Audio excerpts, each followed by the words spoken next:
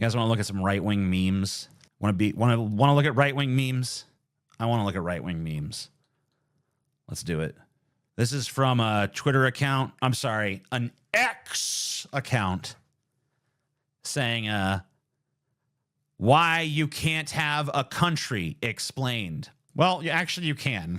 There's like, how many countries are there on the face of the globe? Like 300 something? Pretty sure you can have a country. Having a country equals nationalism. No, it doesn't. No, it doesn't. You can have a country and not be a nationalist.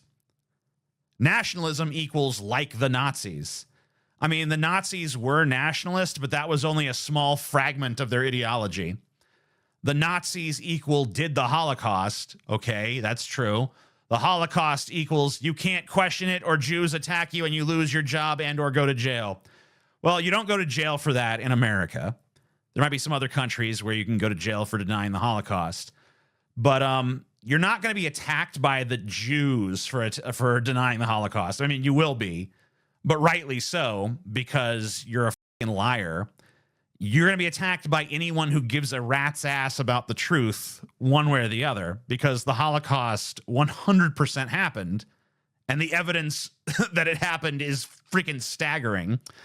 But of course, evidence doesn't matter anymore because we live in a post-truth reality where reality has become a choose-your-own-adventure book, much to the delight of the right. How trans think they look, how they actually look. You know, the sad thing about this is that you know for a fact that the person who made this meme has multiple times looked up trans porn and therefore knows that there are plenty of extraordinarily beautiful trans women. But even the ugly trans women, so what? There's ugly cis women. There's ugly people in general. Ugly people exist. Attractive people exist. Normal-looking people who are neither extraordinarily ugly or attractive exist. And as far as like trans people go, they represent all three of those categories. A small select group of trans people are ugly. A small select group of trans people are beautiful. Most trans people, just like most of every other group of people, just kind of look normal. Neither insanely attractive or insanely hideous, just normal looking folks. No uterus, no opinion on abortion. Okay, no guns, no opinion on gun laws. Oh my goodness gracious me. The title of this post on the subreddit, the right can't meme, is guns are a choice to have, uteruses aren't. And that's pretty much all you have to say, right? Like, that just makes this whole equivalency crumble into dust, doesn't it? Because no one decided to have a uterus. You decide to own a gun. Having a gun is a choice. And if a woman gets pregnant, she is really the main person that suffers from that. If some crazy person shoots me in the head, I'm the main person that suffers from that. So as a person who may potentially be shot, I think I'm entitled to an opinion on gun laws. And since pretty much all of us, especially in America, are potential shooting victims every time we leave our homes, and a lot of times even when we don't, I think we are all entitled to have an opinion about gun laws. But not only that, it's not like no uterus, no opinion on abortion is something enforceable. Plenty of people without uteruses have opinions on abortion. No one is stopping them. There is no law, okay? In fact, a lot of people with no uteruses are actively making laws in regards to abortion. God, what are they doing down there? Angel, they are making beef in a lab. God, what? I gave them a bunch of breeds of cattle to get beef from. Angel, they think cattle are destroying the planet, so growing it in a lab is healthier and more eco-friendly. God, ooh. First of all, I love the idea that God doesn't really know what's going on. Isn't he supposed to be, I don't know, all-knowing? Second of all, why the hell would God be so mad about this? Like, what does he care? Hey, God, we figured out a way to make beef in a lab. It's way more humane and it has way less environmental impact. So we're going to do that, okay? And God's like, no. Why? Why would God be so petty about this? Blaming this little white girl for slavery is kind of like blaming this little Japanese girl for Pearl Harbor. All right, well, I'm fine with both. That little white girl did slavery. That little Japanese girl did Pearl Harbor. Send them both to the fucking Hague for war crimes. I don't know. I really don't know. Maybe this one is not that bad of a point, right? Like, as far as right-wing memes go, at least it's putting forth an argument. If I'm going to criticize it, my criticism would probably be that no one is really blaming the little white girl for slavery, or at least very few people are. I don't think anyone... I think it's kind of a misunderstanding of the argument to say that acknowledging like America's fraught racial history is the equivalent of trying to blame this little kid for slavery. No one thinks it's her fault. Everyone understands she wasn't born yet. She didn't do it. But the argument is not that. The argument is that, hey, because of this historical oppression, black people are kind of like behind in terms of like wealth accumulation and stuff in this country, because there was a lot of American history where they were literally in shackles, and then after they were let out of those literal shackles, there were still plenty of like metaphorical shackles placed on them. So they weren't really allowed to advance as much in society as white people are, and you can't just expect that the very second the shackles come off, it's just, oh, well, now, you know, things are totally equivalent and equal. It just doesn't work that way. But acknowledging that is not the same as saying, like, this little white girl, you know, she did slavery. All right, this is a funny one to me. Communism. I guess this couple is bad for some reason. Maybe because they're, I don't know. Is it, what's wrong with them exactly? I guess they look kind of rough. So I guess communism, people look rough. I mean... Whatever. Capitalism, lesbians. I mean, that's every time we've tried capitalism, everyone becomes a lesbian. We got to stop. Meanwhile, traditionalism. Traditionalism is when family picnic, right? Because that's what traditionally, you know, has been our system of economics, is having picnics with our family. Like, communism and capitalism are economic philosophies. Traditionalism isn't. Not only that, like, this is just some idyllic scene that has really no bearing on anything. You know, like, people go for picnics in capitalism.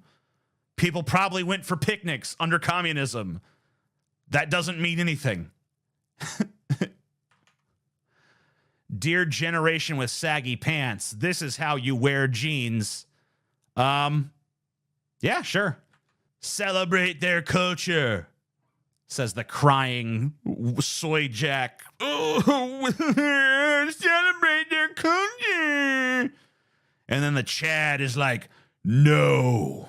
And then it shows the black people, you know, and this is the pie chart explaining black culture. The three major sections of black culture is arguing over Jordan and LeBron, arguing over top 5 rappers of all time, and murdering, of course. That's that encompasses the totality of black culture.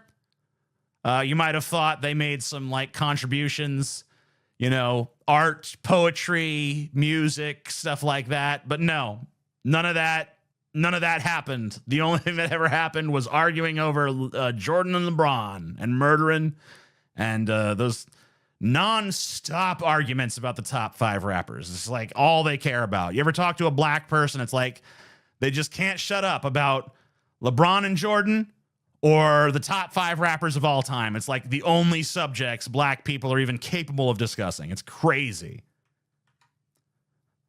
This one, I don't even really see the problem. So there's two dudes. They're watching Obama on TV. One says, I hate Trump. The other says, me too. And then they start giving each other hand jobs. And yeah, based. Cool. This, I forgot I even pulled this. The night is darkest just before the dawn. And I promise you, the dawn is coming. And then they have Batman with Donald Trump's hair, which, you know, I never would have thought the shortest route from Batman looking like a badass to Batman looking like an absolutely laughable pussy is slapping Trump's hairdo on top of him. Batman now has absolutely zero intimidation factor. The criminals of Gotham can rest easy tonight because Batman is now a joke. Matt Walsh, everybody loves him. If I could trade in women's suffrage to get back the 60 million humans that feminism by way of abortion has killed, I would do it in a heartbeat. So yeah, Matt Walsh, another completely mask off moment from him. I don't even really think Matt Walsh has much of a mask to begin with, but just saying like, yeah, if I could return women to a position of second-class chattel slavery where they are just the property of men, and in exchange for that, I can take away their reproductive rights, then I would absolutely do that. I mean, we all knew he would do that. It's just fun to me that we now live in a time and a place where he can openly admit to that motive and agenda, and so many people are just like, best. Wow, totally best. We got way too many incels in this country. I know it's a controversial stance, but I'm going to put it forth anyway. Some of you women out there need to start these incels for the good of the land, for the good of this country. You know, you guys, there used to be an attitude among women of turning these guys into like simps and pussy whipping them and making them little like good slave boys. And that needs to come back. Because this whole new antagonism towards, incels thing, it's ruining America. For the good of America, we got to get these incels laid, and women, you just need to do it. It's your patriotic duty, and it's a way to fight for your ongoing civil liberties. At least until we can invent the sex robots. Gave her life, saving thousands. And they want her family to pay for her last flight. Oh, man, that's crazy how we do that in this country. Yeah, did you guys know that we actually make the families of war veterans pay for their bodies to be flown home? Yeah, that's right. We do that. No, actually, we don't. The government totally pays for that. Sentenced to life for murdering infants, and they want our taxes to pay for, quote unquote, her new breasts. I mean, she obviously she could do with some tits. Look at her. She's being forced to, resort to putting bowls on her chest, to simulate tits. No, get that lady some tits. Maybe she's an infant murderer, serving time in prison, but that's no reason that she shouldn't have a big old pair of mommy milkers. Okay. And yeah, that is Wario. This comic, the creator of this comic, Wokely Correct or whatever the hell, whenever they depict a trans woman in one of their comics, it's always basically just Wario with pigtails. That's their whole shtick. Take us to your leader. Welcome. It's my honor as president of the United States. Ha ha. Good one. Shalom. Yes, because the Jews are the ones who secretly rule the entire world. I love the Jews run everything conspiracy nuts because, man, like the degree to which they think the Jews run the world, like I've literally seen them say like, the Jews invented shopping carts so that we'd buy too much food. It's like, man, if they've really socially engineered society to the extent that you guys claim they have, then they deserve to run the world. If they're that good at just making us dance to their tune, then they goddamn have earned ruling the earth. And I, for one, bow down before my Jewish overlords. But of course, it's actually ridiculous. The Jews do not run the earth. Officer, I caught a child trafficker. You know, and it's that same character, the same Wario character as before. But then, you know, this SJW cop with blue hair tackles the person who caught the child trafficker and says, Captain, I caught a QAnon conspiracist. You know, it's amazing to me how, and this, I think, is one of Umberto Eco's features of capitalism, where the enemy is both incredibly strong and incredibly weak. You know, when they want to make fun of the soy on the left, it's like, oh, they're just a bunch of pussies. But when they want to do their little persecution narrative, it's like all of a sudden, oh my God, they're just overpowering us, you guys. The whole system is overpowering us because it's all gone woke. Libertarian Party of New Hampshire, which is one of the worst chapters of the Libertarian Party in terms of definitely, at least in terms of its social media presence.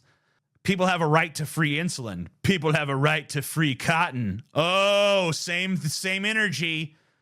Libertarian Party of New Hampshire, I think your energy detection, you know, matrices are askew, and they need a little bit of realignment, because I don't think that giving, you know, insulin subsidized by tax dollars to people who will die without it is the same as a slave owner putting a bunch of people in chains and forcing them to pick cotton. I kind of think those two things might have a few little points of difference that, you know, one could probably elucidate on. This is from the anarcho-capitalism subreddit. America has only 133 million registered voters. How could 159 million votes be cast? That's not important. What is important is that you're racist. No, what is important is that you just completely made those numbers up. America does not only have 133 million registered voters. My brave husband died defending our farm from raiders before the other men of our village could come and drive off the attackers. Please, when I die, bury me with his sword. 1,000 years later. The inhabitant of a medieval grave in Finland may have been non-binary, a new study finds. First of all, no one would ever draw the conclusion that someone was non-binary just because they were buried with a sword. But, like, let's just ask ourselves, though, what's a more logical conclusion? You find a female sexed skeleton buried with a sword. What's more logical? That was her husband's sword, and he died defending the farm from raiders, and her request was that when she dies, she be buried with his sword, or that it was her sword. The way more logical, the way more Occam's razor explanation is that it was her sword, because people were not buried with each other's possessions. They were buried with their own. So, like, what the fuck are you on, you crack-smoking, lunatic, right-wing dipshits? We live in an age where you can build an entire culture around anal sex and venereal disease and then parade the streets with giant dildos and call it pride. But say you're proud to come from a people who gave the world Aristotle, Shakespeare, and Beethoven, and you're called a monster. So basically, like, how come gay people are allowed to have pride, but we're not allowed to have white pride? I think it's so pathetic that white people, you know, have so little going on for themselves that they have to literally try to, like, gain a sense of grandiosity from the accomplishments of dudes that have been dead for hundreds and in some cases thousands of years. Aristotle, Shakespeare, and Beethoven, like, get over yourself, bro. Are you any of those people? The people that gave a, like, ooh, wow. Did you know Aristotle was the same color as me? Did you know I share a pretty superficial character trait with Aristotle, bro? I guess I knew that, but I also don't give a rat's ass. Wow. And I'm pretty sure that gay pride is not just a celebration of anal sex and venereal disease. I'm pretty sure it's supposed to be a celebration of the rights of two people of the same sex to be in love or lust with each other. People's souls are broken because Cuties, the Democrats, looked at Cuties and like, such an empowering movie. And they looked at The Sound of Freedom and said, this is just QAnon paranoia. I remember Cuties being pretty much universally reviled. And I remember Sound of Freedom, like, yeah, a few people said that there was some QAnon shit connected to it because the main guy who starred in it was literally going out there spreading QAnon talking points in interviews. But, like, as far as the movie itself goes, like, it actually got pretty well reviewed. Like, isn't it sitting in, like, the 80% or something like that on Rotten Tomatoes? Like, upper 70s, low 80s on Rotten Tomatoes? So it's, like, been a pretty well-received movie. So I don't know. This is just yet another, like, here's our completely made-up narrative where we're right. This is Robert Picardo, the doctor from Star Trek Voyager. For some reason, I love the characters that these guys put in their memes. I wonder why there are no women transitioning to men and trying to compete in men's sports. Well, interesting meme and all, but there are.